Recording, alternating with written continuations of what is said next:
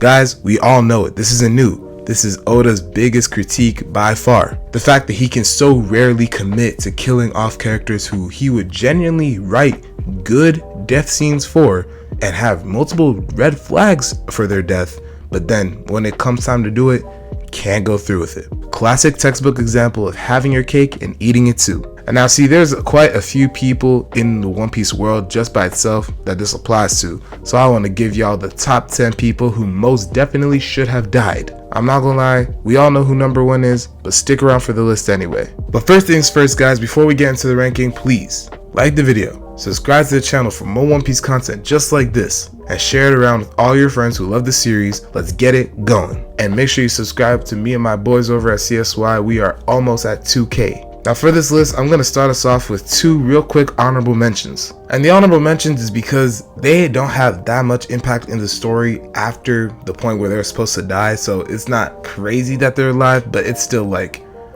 you know, it was pretty set up that we thought they were going to be dead. The first person who this applies to is Mary, Kaya's butler. Cause see, a lot of people may not remember it, but Kuro definitely did stab Mary in the manga. I'm not gonna lie, he got slashed the hell up. But then it was seen that he survived because he was with Kaya when he was giving the crew the Going Merry. And this one is one where, like, you know, if Mary had actually died, it probably would have given like a bit more weight to that whole storyline, because Kaya just lost the one person she thought she could trust because she was betrayed by another person she thought she could trust. And I know other people agree with me because they literally changed it to where Mary actually does end up dying in the live action. But like I said, at the end of the day, not that big a deal. And the other honorable mention goes to Diamante. Only because, did you see the way that bro conked his head on that gravestone after he got defeated? I don't care what kind of superhuman you are. If you're not Kaido, how do you survive something to that critical part of your brain? Like, I feel like we're not deeping it. This is the back of the head, literally like one of the most sensitive places in your entire body. And honestly, if he had died off of that, and you know, it had implications for revenge for the whole Scarlet situation, Toy Soldier or Kuros getting his revenge, and you know, also allowing his fruit to go back into circulation, I think that would have been fine. But no, because as far as we know, him and the other members of Doflamingo's crew are locked up and impaled down alongside him, which means the scumbag still breathes. But now it's about time to get into the top 10. Starting us off at number 10, we have Gecko Moria. And if you're wondering when Moria should have died and you don't remember, it is not to Luffy in Thriller Bark. I damn sure hope you don't think it is, considering we saw him in the Paramount War. But no, see, if you don't remember, the government wanted Moria to be kicked out of the warlords, so they sent Doflamingo and a bunch of pacifista after him. And genuinely, Moria should have died, because how the hell do you escape from Doflamingo and an army of pacifistas? It's one of those things, I guess, where I would like to have seen how he actually got out of that situation, even if it was just like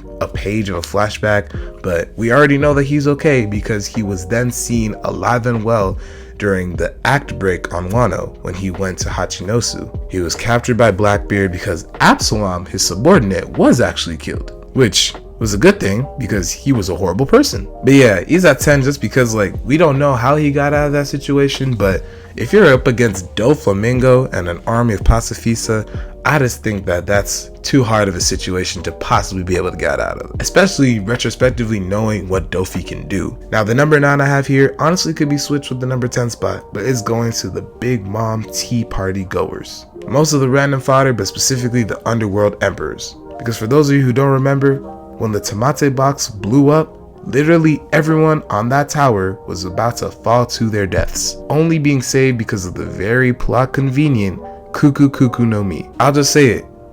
Did all of the Underworld Emperors need to survive? Morgans is a bird. He can fly.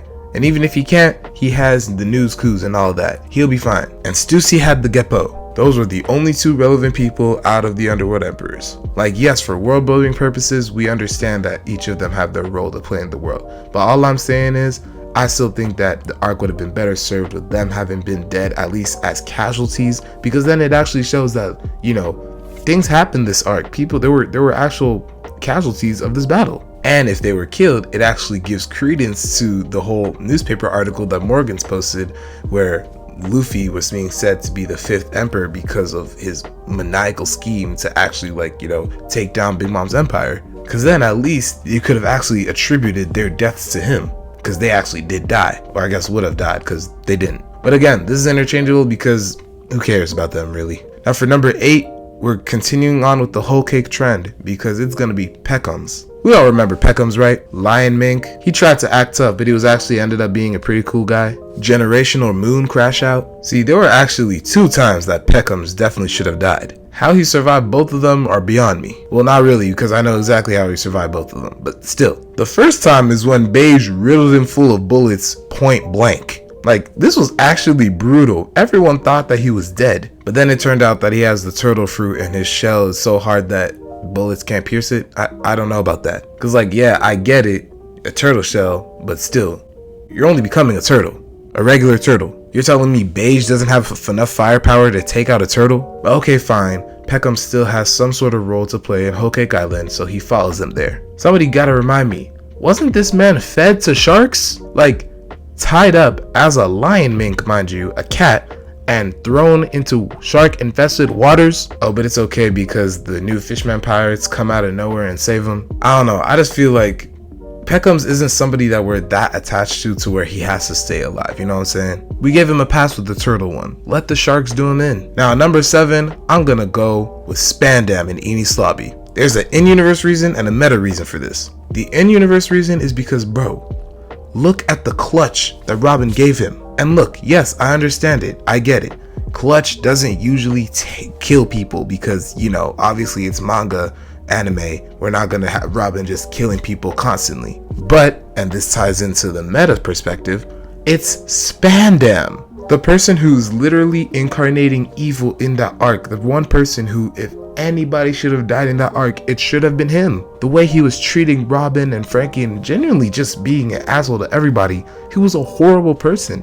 For Robin to finally get out and have that retribution, even for our sake as the reader to feel some sort of, you know, and genuinely, like, why did Spandam need to be alive after that? Because what's he doing now? Isn't he Rob Lucci's fetch boy? But also, I guess because Oda doesn't really want the Straw Hats to kill people on screen at least. Now, number 6 is gonna go to Igaram. And guys, tell me you remember who Igaram is. You know, Vivi's protector, the guy who was following her around, making sure that she was safe while they were undercover in Baroque Works. His fighting style is still great to me because the guns are literally coming out of the holes in his bigwig. Like, it's hilarious. Unfortunately though, Igaram should have died. Let's not forget what happened to him.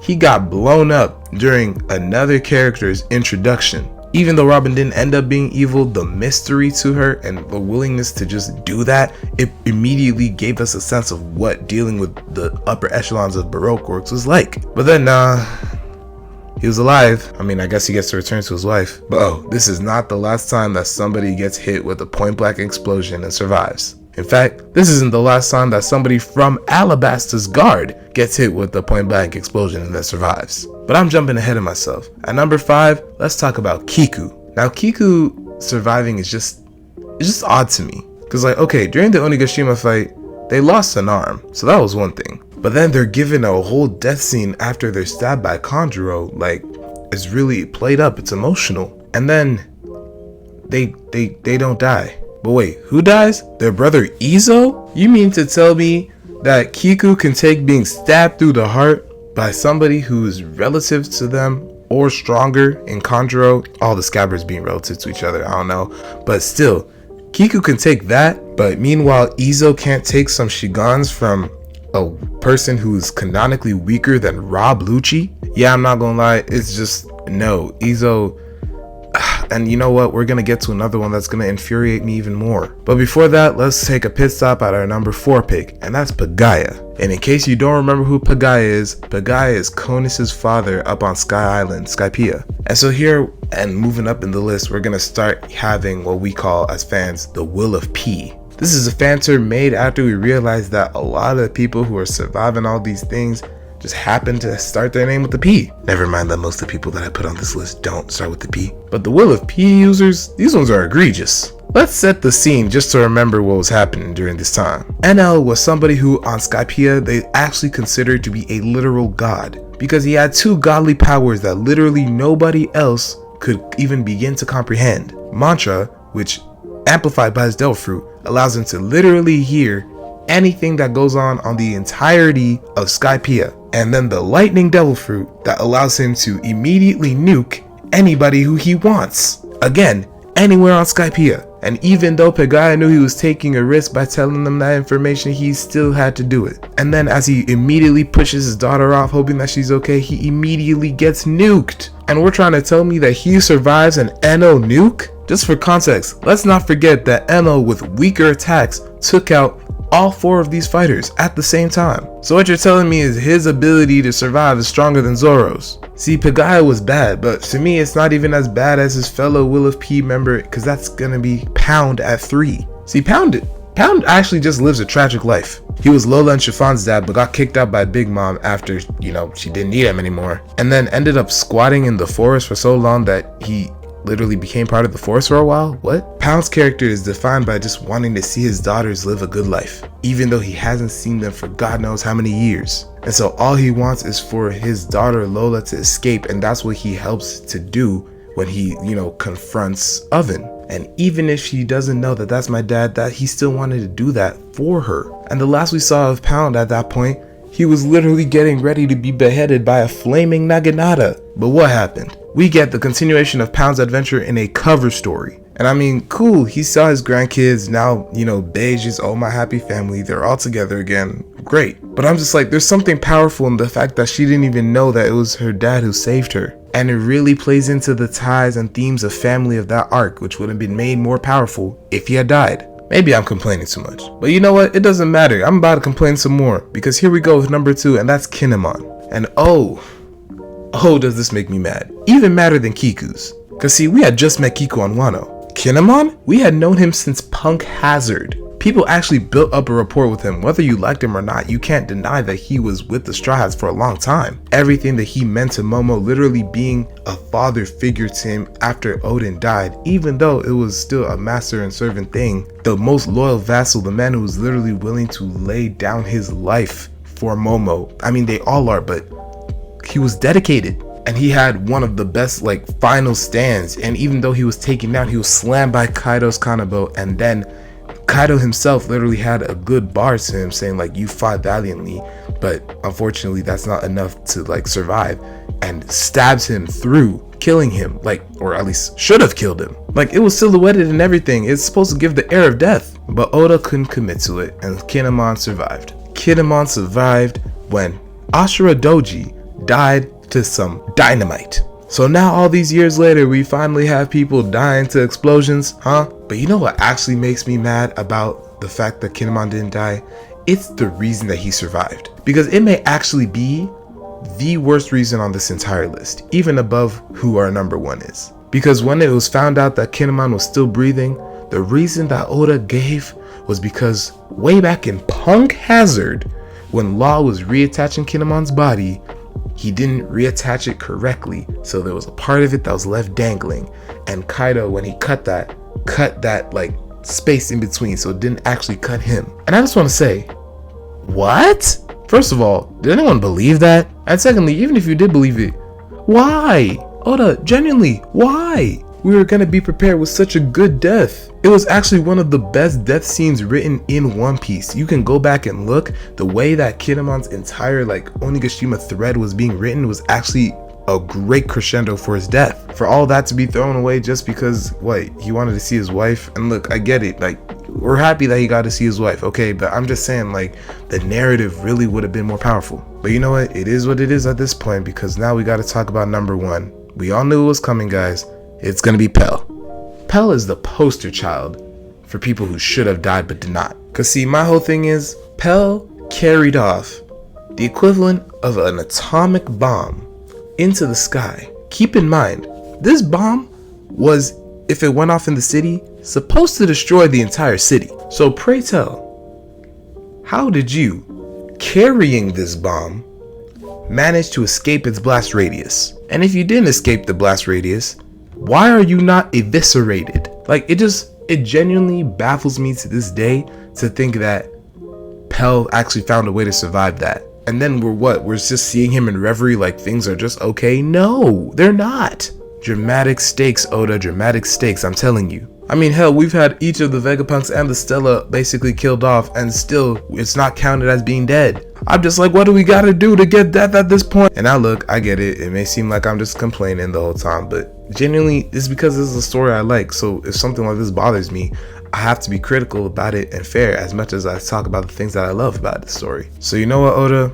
Give me some deaths in Elbaf. That's the end of this list, y'all, but please let me know. Is there anybody you think that I'm forgetting? Which of these deaths to you was genuinely the most egregious? Let me know all that good stuff and more in the comments. That's the end of the video, y'all, but before we go, like the video, subscribe to the page for more One Piece content just like this every week, and share it around with all your friends who love the series, or anime and manga in general. Never forget, I'm trying to build a community, but I need your help to do it. That's gonna be all from me. I'll catch y'all in the next one, and always remember, One Piece, one life. Now, all this is making me realize is that the live action has a good opportunity here. Because like I mentioned earlier, they already killed Mary. So if they actually go through with killing Pell, it may actually solidify in One Piece fans' minds that this is a adaptation, a good adaptation. So, you know, I guess we'll just have to wait till 2030 till we get season 3.